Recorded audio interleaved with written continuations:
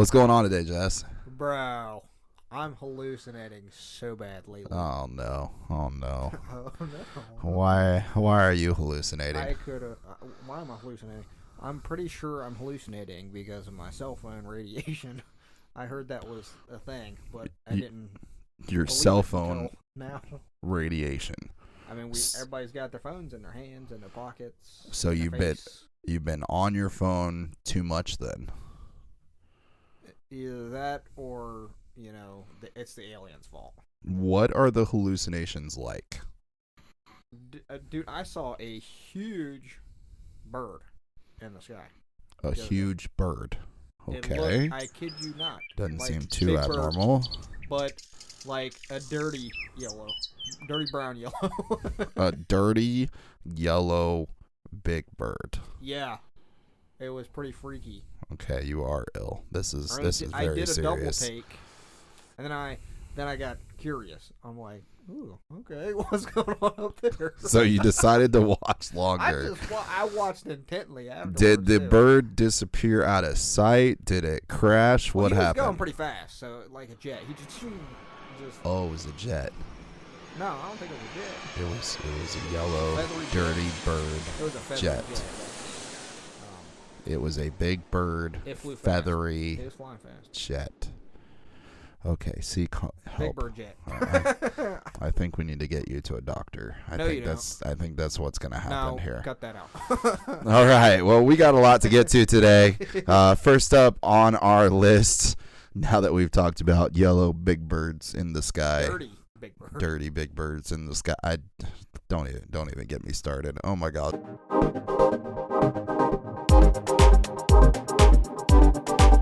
All right, so I've got a question for you that doesn't have anything to do with Big Bird. Okay? Are you ready for this? I'm ready for this. Are you buckled in? No. You got your seatbelt on? No, we're not in the car. You better put it on. You ain't got one in this chair. This is going to get wild. No. You ready? Really? Okay. This question alone is going to spark so much competition in said vehicles listening right now that I feel like they're going to have to take a break in their road trip. Spark of the discussion. To make sure everybody's okay. So here we go. Let's talk about our favorite board and card games of all time. Well, you hyped it up, so I mean, you got to. So what is your favorite board game of all time? Monopoly. Monopoly? Why is that? Because I feeling like I have the power. I like buying other people's So you're stuff. a narcissist. No. I don't think so. I like buying the properties and seeing people squirm when either like I have one what out they of the need. 2 or 3 that they need. Oh man. And I'm like, well, you could get it from me, but you have to do this, or so you like how much you're gonna have to pay for. So you like the mafia boss. I just like lording. You like being the mafia boss. I like I own your property. You come to me and me only, and I'll make you a deal. Maybe I might make you a deal. Maybe. If you entertain me enough, or you pay me enough. If I'm going broke from buying stuff, maybe. No. I mean, no, that's usually the case. But I really try to hold out as long as possible, even if I'm breaking myself. I don't know. Like, look at all these properties I got. I don't know, man. I used to not. Okay, so the reason why I never did well in Monopoly is because I would try to get as many properties as possible. And I think that's what everybody tries to do, right? But for some reason, my luck when I roll the dice doesn't seem to turn out very well. Do you go to jail? And then I end up owing everybody else money. So then by the time I buy all the properties I need, I'm out of money. I don't have any money. I had like 20 properties once, and I went to jail like 7 times. It seemed like if you had the far side of the board where Boardwalk and Parkway were, you had a better chance at winning. Oh, they were coveting. Yeah. I remember playing with my grandma once. She was like, "No, you ain't getting Boardwalk." Like she literally like kept her hands over those spaces. She's like, don't you dare. It's You're like, not gonna roll. Even if you rolled it and land on it, you ain't buying it. She was like you yeah, with the I will. food.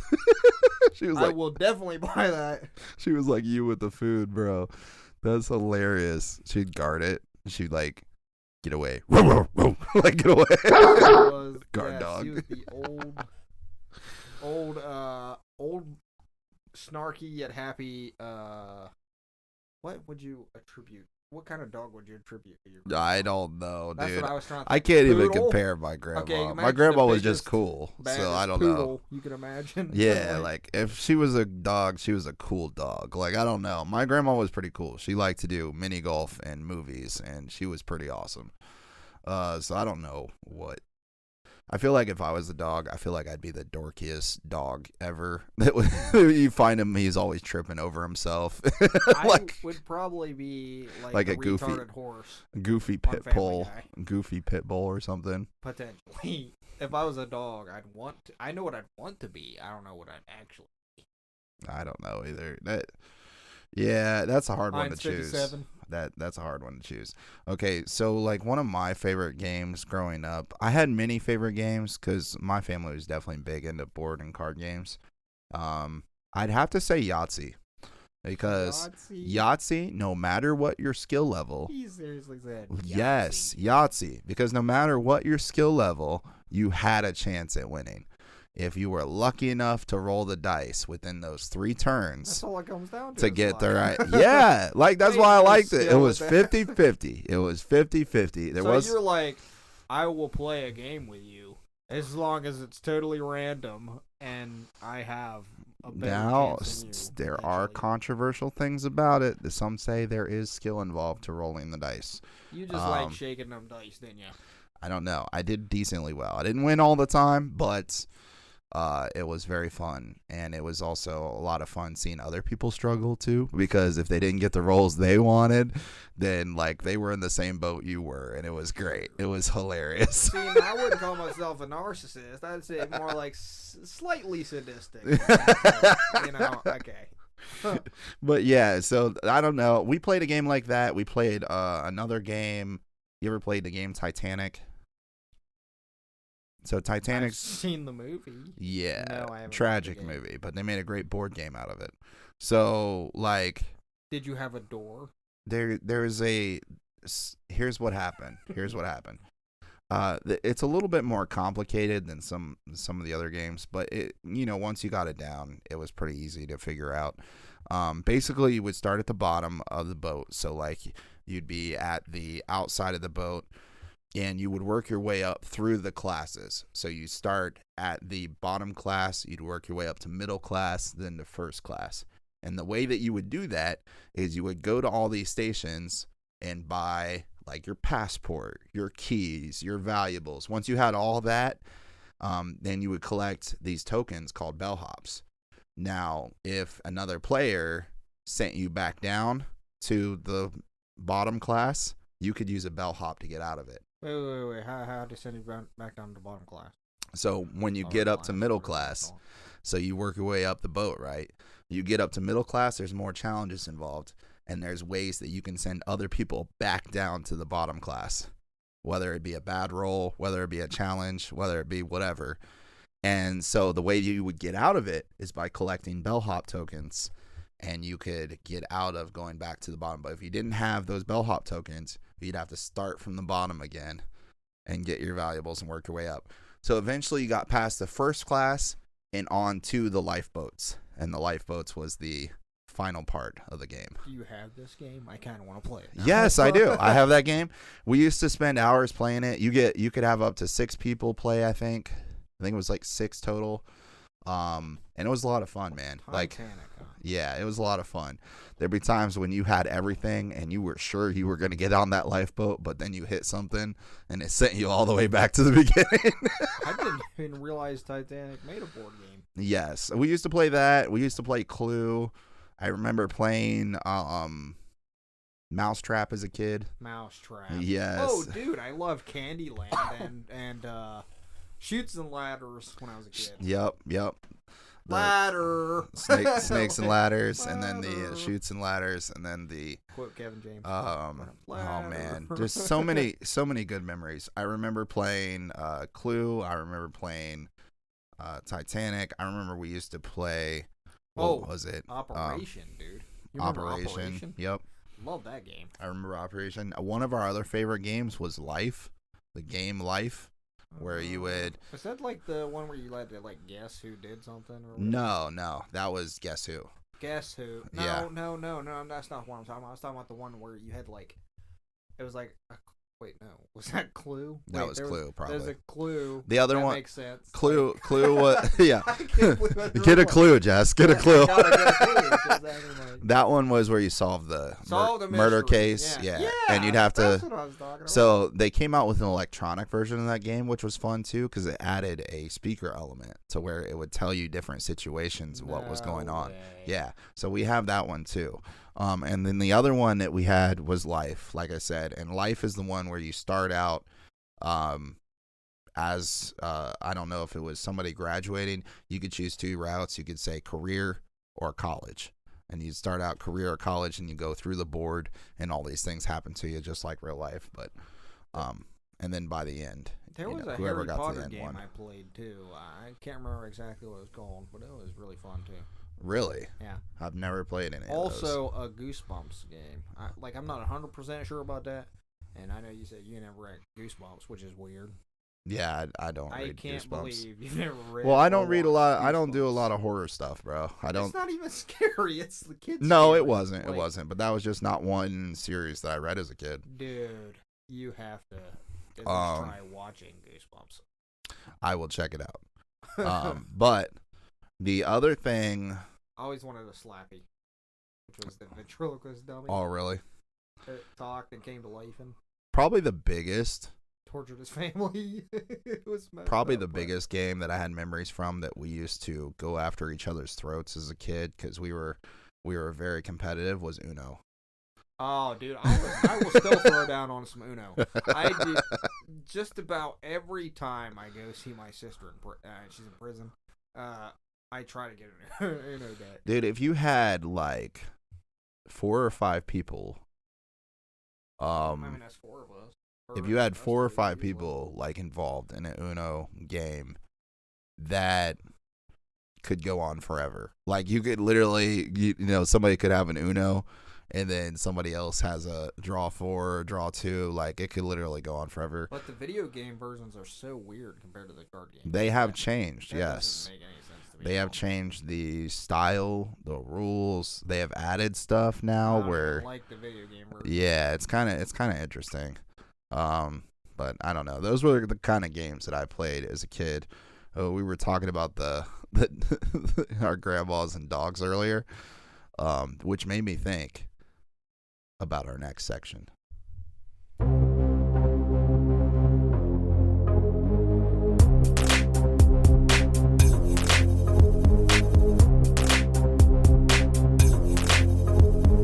So speaking on that, I have to ask, and there was a lot of things I imagined as a kid. One of them was having wild animals as pets.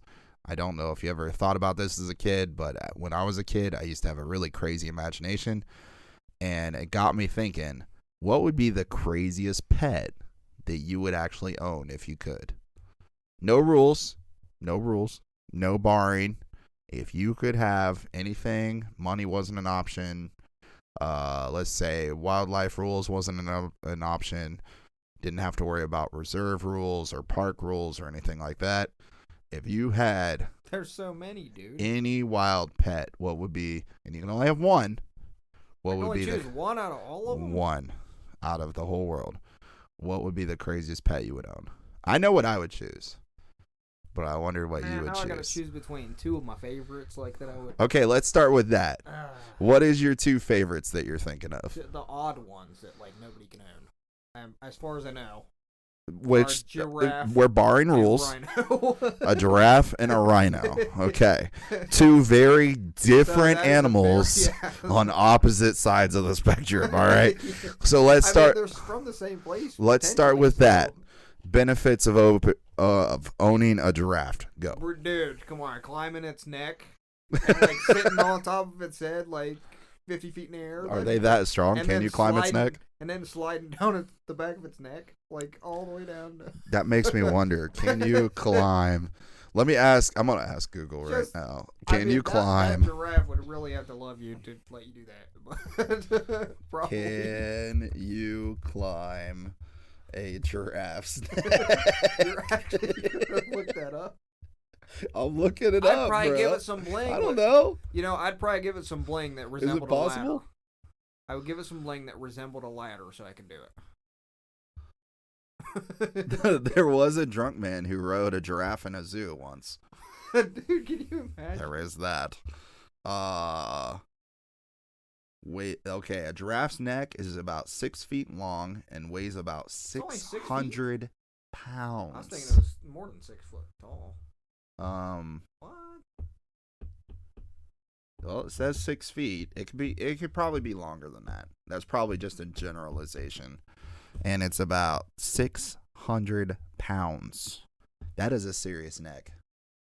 I imagine you could probably climb it. So if we're saying what ifs, I'm thinking you probably could. I think it would start freaking out though. Honestly, 600 pounds, bro. So like to you, what are we like? We're anywhere between, a kid's like 80 pounds to like us, a couple 100 pounds. It's probably nothing. I mean, if their neck weighs that Thank much, you so much for making me fatter than I am. Jeez, bro. No, but like seriously, no, like it's possible. Okay? It might be possible. All right, benefits of owning a rhino. Go. I've heard it now. Go. Benefits of owning a rhino. Dude, I feel like rhinos would tear stuff up. I would try to train it to go crash it into things. Okay, so you're. I would want to be like, "Sick it, boy," and then it just like, poof, just. I just think it'd be hilarious, dude. So you're over here like Donkey Kong. Like, where's my rhino at? I want a Ramby, dude. Yes, 100%. I would love to have a Ramby. He's just I just picture him crashing through houses and neighborhoods like, hello, I'm here for my pizza. Boom. Just running through neighborhoods. Well, I was also thinking, like, I'm pretty sure they have the potential to knock trees down also. I need sound effects. If I could train it to just like swipe some trees with its horns and knock them down.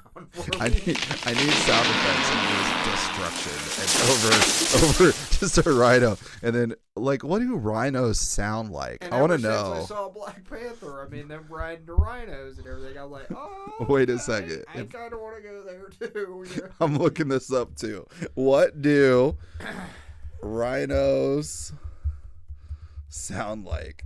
Do they make noise? Do rhinos make noise? Well, yeah, they're like grunting, growling, mooing, panting, screaming. It's more like they scream? Yeah, sort of. Rhinos can scream? Sort of. Rhino sounds, YouTube. Here we go. Let me see what they sound like. Oh, now they're okay. All right. Well, now they're doing some sort of. I'm hungry.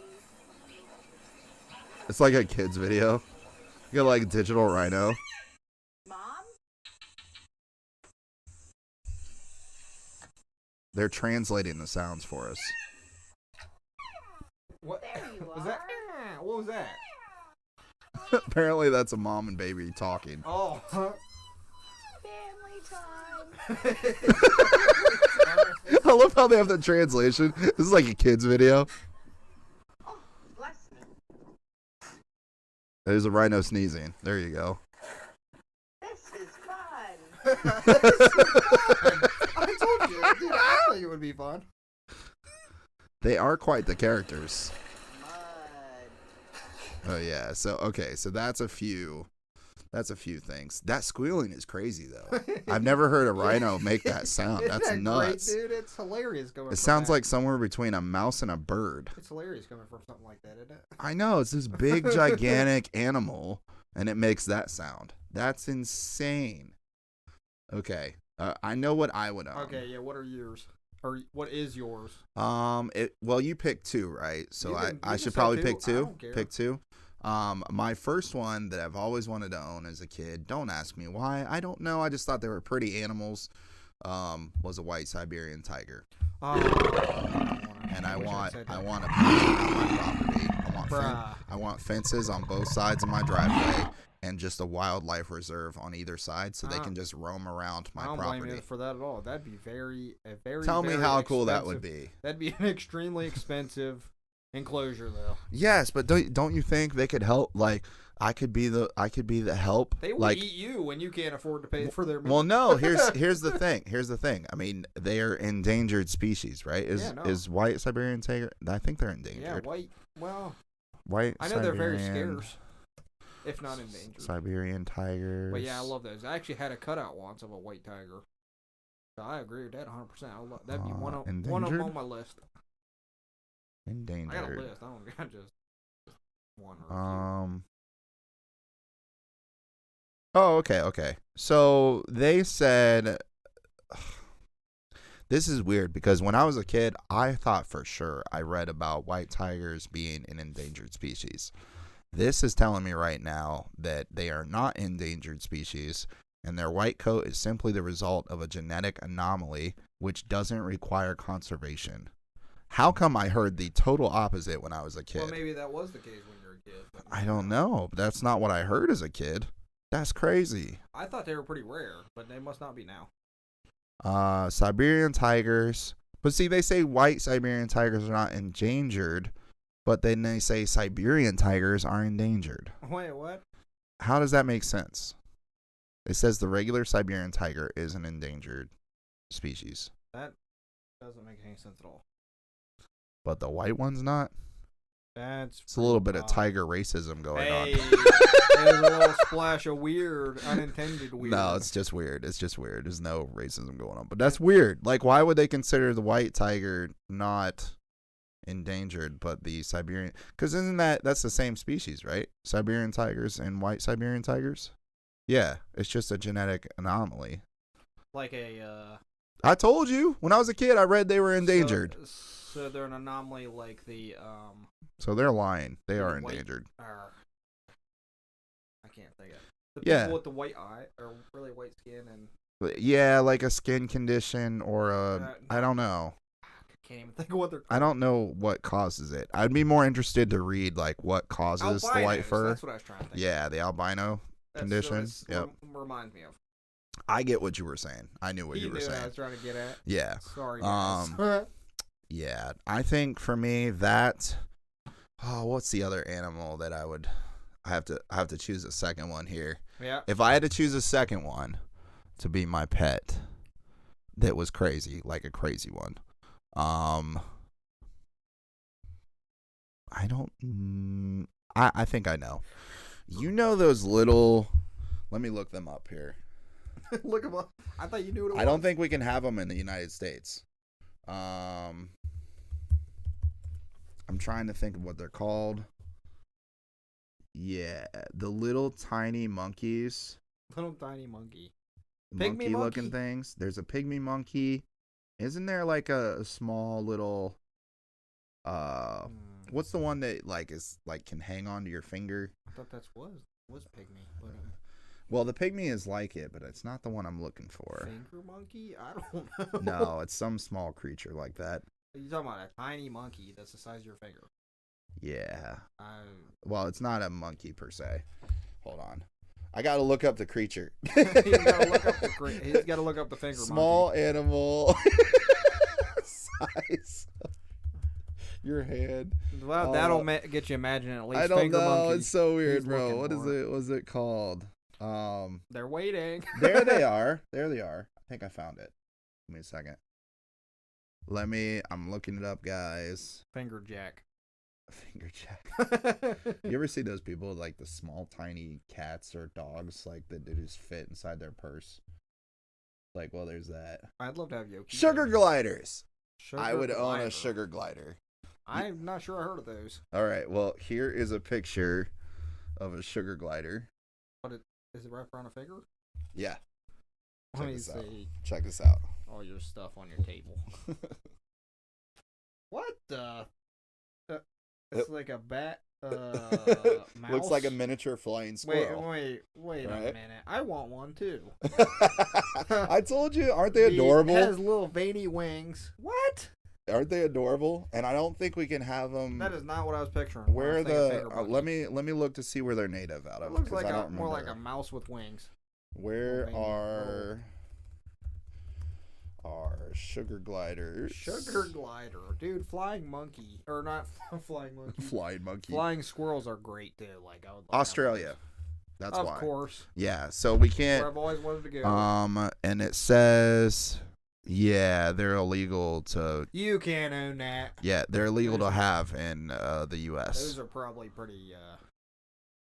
Are they endangered? They might be endangered. I don't know if they're endangered. I don't know if they're endangered, but I'm sure that's a very scarce breed of animal right there. And I thought I think they're adorable, Zach. That's why I like, man. Okay, so I would have Siberian tigers, and then a sugar glider. in the roof of my house, I'd have some one sugar really gliders. one little tiny creature, and then one that will potentially eat you. Don't be hating. Don't be hating on my sugar gliders, man. Don't be hating on my sugar gliders. Those tigers are gonna eat you, dude, because that's a lot of money for meat right there. Oh my or you gosh, man. You better corral a bunch of deer in the meantime or something. Cause I'd have to do something. I don't know. That would be insane. Now I do know that tigers, just like we saw from the crazy tiger documentaries in the United States and on Netflix and everywhere else, they do eat a lot.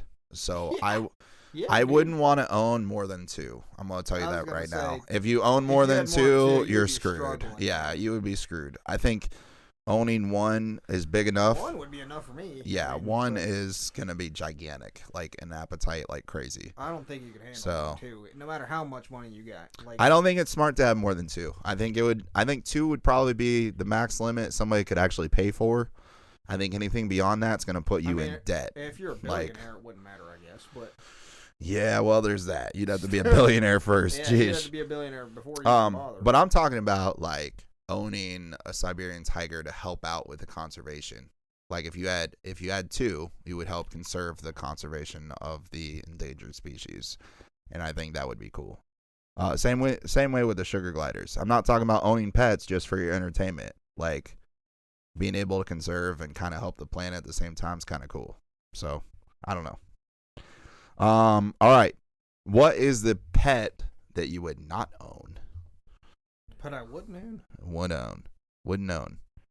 I've got one. Well, there ain't just one of those either. I mean, there's a bunch that I would not own for many reasons, but which one would you not own? Like that's a norm, or that's like this is a fantasy scenario here. It doesn't matter. You can pick any creature on the planet. Not own. For me, it's skunk. Well, you can remove those stink sacks or whatever. I know, but I still would not own a skunk. It's just something like that's way. A hard one, dude. That would not be one. I love all that I can own. Dude. I think no. 99% of them. Skunks are cool because their defense mechanism is crazy, but I would not own one. We have plenty of them out here. Trying to think of an aberration, and would you own a great white shark? Heck yeah, I would. You would do the Dubai thing. That wouldn't bother me at all. Dubai dude. Shark Tank. Okay, here, you help me out here. What are some of the most awful things you can think of that you wouldn't own? And I'll. Well, you like that's one of them. You like spiders, and I would not spiders. own those. I would not own those. Yeah, people give me so much crap for loving spiders, but I love. There's nothing wrong with liking spiders. Me personally, would not own them. I think if you learn some more, like I did, you wouldn't. True. Depending on any animal, if you know the knowledge base around that animal, it helps. Dude, you have a lot better. Because when I was younger, I used to be scared of them until I learned all the things they could do. I was like, oh, these things are amazing. I'm not scared of spiders. I just wouldn't want to own them. They are definitely creepy when you look at them, but they are amazing creatures. Yeah, well, especially the spiders in Australia. No thanks. Well, okay, if we're applying spider in an insect, but I would say insect if that's the case. I don't want to own any insects. Me neither. Except for me neither. Maybe certain particular. Okay, my favorite insect, spider and an insect, praying mantis. I hardly ever see them. I love those things. Praying mantis. Yeah, that's fair. We have praying mantises out here. They are pretty cool. You should catch Yeah, one there's for me. no, there's one that lives. Bro, you're laughing, but I have one that's living right in the bush outside. I want a real life scyther. Okay? He lives right in the bush outside. He was giving me the stank eye when I was trimming the Give me bush. stink eye. Like he was literally looking at me like, "You want to fight, bro?" Because I wanna like save the mail. Okay. I wasn't trying to I wasn't trying to destroy his home. I was literally just trimming He's bushes. Like, I will smack you. He was watching If me. you- I was walking around the bush. He was turning with his fists up. Dude, he was watching. He was sizing you up. He was like, was- I dare you. It's like, you come any closer, we're gonna fight, little boy. I believe it, dude. That's one thing I admire about him too. They're like, I dare you. Why is it some of the smallest creatures on earth They're have brazen, the biggest dude. fight They attitude? got that big brazen I dare you. Like you ever seen somebody that owned a Chihuahua? Like a Chihuahua is A one of the Chihuahua? smallest dogs. Yeah, and it's But it's so- fight it's instinct. also, yeah. It's like, I will challenge you. I don't care what you are or who you are. It doesn't care how big you are. I will nip at your ankles. It doesn't care how big you are or anything. It's like, we will fight. We will fight. So I can't think of one I would not own except for like the nastiest of insects. So you gotta help me out. You something besides spider, obviously. Obviously, maybe something dangerous. But we've already, considered rhinos and tigers. There's a lot of things. I think one thing I probably wouldn't own because I wouldn't trust it would be a hyena. Dude, I Hyena- keep thinking of the cartoon version. I know. The Laughing. cartoons. Well, that's the thing. Cartoons depict them as No, funny, yeah, I but know. they are actually very predatory I'm animals. not crazy about canine. And things they at are all. they are tricksters. Like hyenas are very Yeah. very tricky and will stab. Like they will eat your back as soon will as you stab turn you. around. Like they will So, like, stab you're you. about to say Like, they'll stab they will stab you With as what, soon as bro? you turn around. They sharpen in their claws. They got a or mouth. whatever They'll they- just grab a knife. I don't know. They'll do They something. gonna But stab you with their teeth or what? bro, like some of the hyena ones, the reason why they hunt in packs is because they're tricky. They're tricksters. Like it's insane. I can't think of a single animal They that I would give- not own, aside from the nastiest of insects. Well, yeah. I love animals in general. No, insects are a no for me. I think I don't know. I'm not really a fan of owning anything poisonous either, and the Oh, reason why yeah. is because if I forget, and you know me, like I have to like write stuff down for me to remember stuff. Yeah. What if you forget not to touch a poisonous frog or not to like mess with a poisonous snake, and then you get bit? Like I say, every time I get a chance, I'm like, if an animal kills me, I win. Because that's like one of my ideal ways to go. Well, you are a major animal person for I am. sure, I- for sure. I can't help it, bro. Nothing wrong with that. All right, you know what? How about you guys let us know in your comments, and if you guys haven't left us a 5-star review yet, please leave us a 5-star review. It does help us. Also, leave us a comment. What animals would you own, or would you not own, and why? We would love to hear from you. What are you scared of? Anything like that. We would love to hear from you. Either that, or you can send it to our podcast email. Yeah, if you guys send us stuff to email, we'd appreciate it. Yeah, Instead of just we would finding love to random read stories. it. We would love to read it. We'll even put it, like, if you have some really good stories, we'll put it in the next show. Any ideas at all? All right, here we go. Last one of the day. You ready? Yeah. Let's get it. All right. Speaking of games and things that we did as a kid, one of my favorite things that we did as a family tradition was we played mini golf. I don't know if you've ever played mini golf before. Those of you listening, if you've ever played mini golf, it is a lot of fun. You know I have, goofball. Heck yeah, heck yeah. So today we have for you a real treat. We have, now this is according to lonelyplanet.com, who does a lot of crazy stories. We have some of the 9 world's craziest mini golf courses. So I'm going to go ahead and read off number 1. We're going to get this thing started. Number 1, Dino Park Mini Golf, Phuket. Oh, that sounds awesome. We had to learn the name of this because it's from Thailand. Phuket. We were thinking Phuket. worse. Yeah, it's a weird spelling. All right. Dino Park Mini Golf, Phuket, Thailand. Now from the picture, looks really cool. I would definitely play mini golf with a bunch of dinosaurs. Found Do nest. you know the names? You're the dinosaur lover. Can you name those dinosaurs? I that know are in some that picture? names. One kind of looks like a raptor. Yeah, there's like a long neck. I don't know what the name of this is with the scale on top. That sail. long, yeah, that long Looks like sail a sail looking from a thing. boat. I know that one might be a raptor. That one looks like a long neck. And there's some dino eggs, so they're probably fighting over it. And you got to play mini golf around them. Found nesting next to Thailand's Marina Phuket Resort, and is the Phuket Dino Park. It's a full-on multi-sensory golfing experience featuring towering anamorphic dinosaurs, which some of them move and roar at you while you're playing, and holes located in bubbling lava You're a cave bumbler. under a gushing waterfall and at a base of an erupting volcano. Shut up, Jess. If you like your mini golf with an added sense of primeval peril. What are these words they put in the article?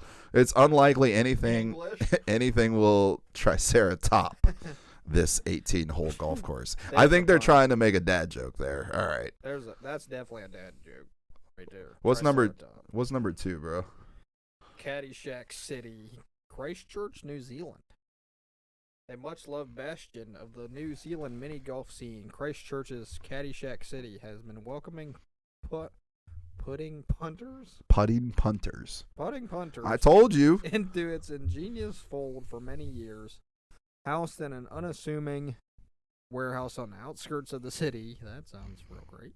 Each of this course's 18 holes has a unique theme, ranging from a mind-blowingly detailed space station that rewards hole-in-oneers with a moving, smoking rocket launch, to a candy factory that dispenses lollipops on every turn. Ooh, I want that. I want to visit. They don't have a picture of this, but this sounds amazing. Although the course could undeniably benefit from a lick of paint, it still sees steady streams of locals and visitors alike queuing up to tee off. So in other words, it's old, but it sounds. It needs a paint job. Apparently. Sounds fantastic. It sounds fantastic. I would definitely try that one. I can't believe they actually put that in there. We need a paint job. Okay, this one's interesting. Lexington Ice Center course, Kentucky, USA. Visitors to the Lexington Ice Center in famed horse racing town Lexington, Kentucky. Now, this article was written in 2020, so most of these should still be there.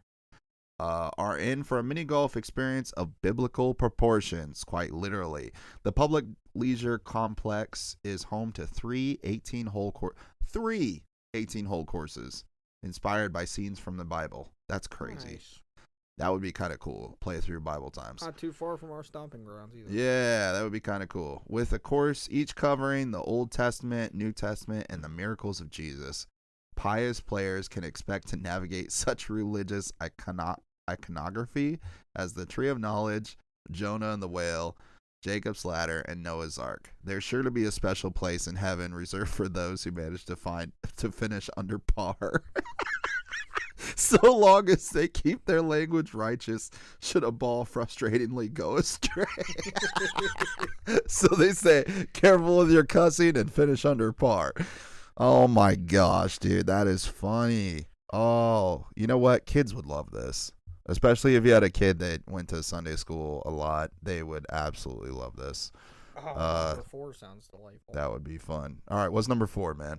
But I don't know if you pronounce this bubble or I think it's bubble, but I'm not sure. Bluebell Jungle.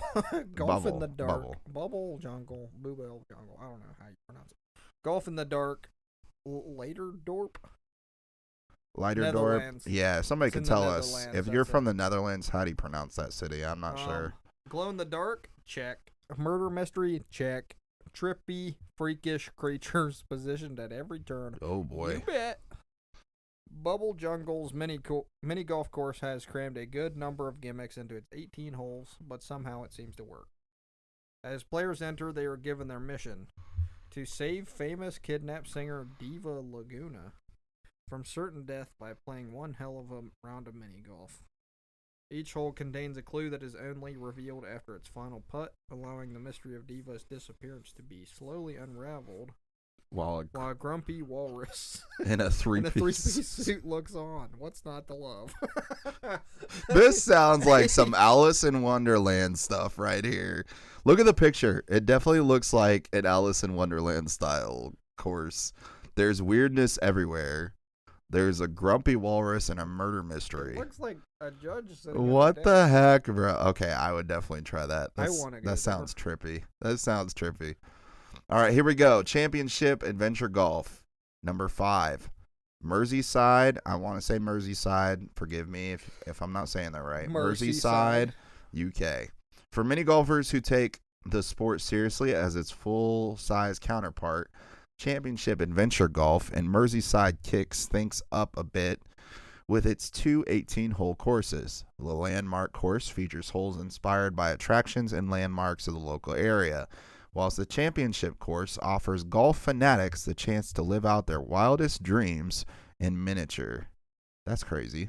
Each of its 18 holes are replicas of famous ones around the world, belonging to the courses from USA's Pebble Beach to Portugal's Vale de Lobo. As such, this is probably the only chance you'll have to score an unprecedented hole-in-one on the 18th at St. Andrews. Oh, that's cool, bro. And the mini golf, if you look at the picture, it looks like an actual golf course. Yeah, it does. It's just shrunk. Like it's a miniature and like, okay, there's palm trees. I would definitely check this out. This looks really cool. Palm trees. It looks really nice. Oh man, that looks fun. All right, number 6. What you got for us? Algrim Funeral Services Course, Illinois, USA. Okay. The idea of a mini golf course situated underneath a funeral home may seem a little macabre, but the story behind it is far less so. Back in 1964, Algrim Funeral Services director moved his business to new premises in Palatine, yeah. Illinois, and finding that he was now blessed with a roomy basement, elected to devote it to one of his true passions, mini golf. With 9 holes themed, somewhat ironically, around a haunted house, the course has been providing comfort to Algrim's clients and delighting members of the public for decades since its construction. So there's the picture. Really weird. Fits our, it looks very crammed. Fits our show too. There is an arcade. That's kind of cool. But like, okay, so I guess you can't have a. It look like a funeral. Like, yeah, it's like the basement of one. It looks like the basement of any dude that has like a man cave. Like, it looks like a man cave. Bro, okay, so, you can't have Halloween without a funeral home course. I don't know. That's crazy. Oh, closed during funeral services, though. You got to be respectful. Closed during funeral services, all right? Can Wonderland, Minnesota, USA. Boasting holes inspired by everything from Hot Tub Time Machine to Oasis Wonderwall.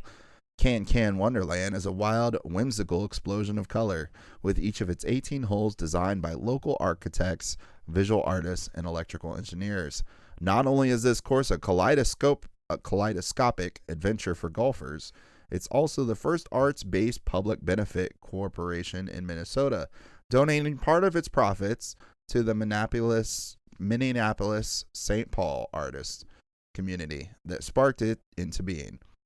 And as if these heartwarming credentials weren't enough, any course with a final challenge named the mini golf hole, formerly known as the world's longest hole, is surely worth taking a swing at. Sounded like a mouthful. Yeah, but the picture in this one, it just looks fun. I see a loop-de-loop. I see a monster. A giant blue frog with a crown. I see like a machine contraption that you put your ball in, and it like goes through this machine. What's the big pink thing in the I don't know. I think corner? That's supposed to be an elephant, like a pink elephant, maybe. I don't know. There's a graffiti wall. I would definitely try this. It kind of looks interesting. That one they're on looks like a miniature golf, but it's like it looks like a real golf course. All right, number 8. Lauberhorn Crazy Golf, Wengen, Switzerland. Telling stories from the world-renowned Lauberhorn downhill ski races, this 18-hole course, nestled among the sweeping mountainous scenery of the Bernese Alps, is the picturesque Swiss village of Wengen, can be as devilishly challenging as the event that inspired it.